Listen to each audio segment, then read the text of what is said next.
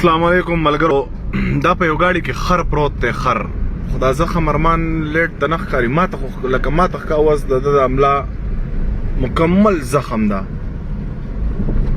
او داسې زخم ده چې اینه ته لکه بهیږي، مطلب اینه دې سوزکي کې مخکې یا یو کس ناسي یا به دوه ناسي یا به درې ناسي، خو دا چې کم دی نو خر ته خوږ شوی دی.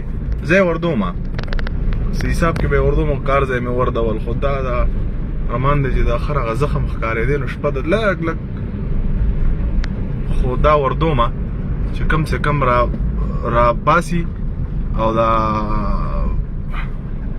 را بیدار شي او دا خر دغه کې ورګه دا موبایل له کوم څه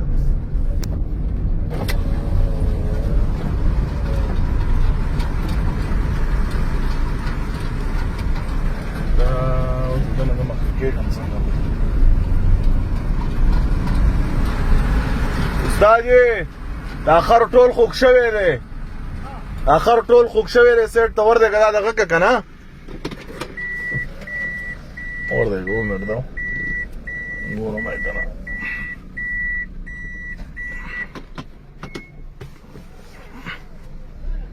او دا ملای دا خو په خپل زخم دی، خو دغه را پروت خوږ شو، نور خپل د بار زخم د باندې بار شوی ټول اینه دی که نه، اینه دی که نه.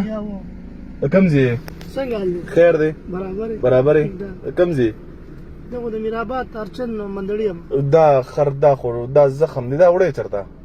دا کلي ته وړم که نه، دا خو ډېر غټ زخم دی، دا خو خوږېږي ځناور دی. دا ما دوه درې پیرې پاس خو دا نه ټینګېږي، دا د ګاډي کې پرش دی. نو چېرته پاتره ماتره نشته چې واچوه تا؟ پترې خو مې د بلا شی واچوله، خو سیخ پوس راوغورځوله واپس.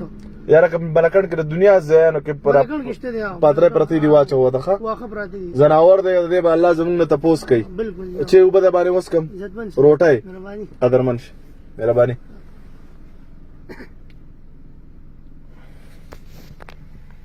بس مونږ خپل فرض ادا کړه. نور خر دغه زخم بینه دا سور پکې دغه سور زخم دی، دغه ګوټ غونډه کې تخکاری دی د لیټ سره دا سپین.